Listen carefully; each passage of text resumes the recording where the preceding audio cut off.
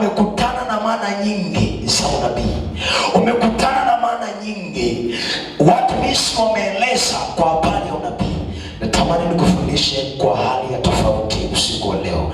Unabii, tunaposema unabii, ni ufunuo wa Mungu unaoletwa kwa mwanadamu kwa njia ya maono. Ni ufunuo wa Mungu unaoletwa kwa mwanadamu kwa njia ya maono. Kitu unachokiona ndani kwa habari ya maisha yako ndio halisia.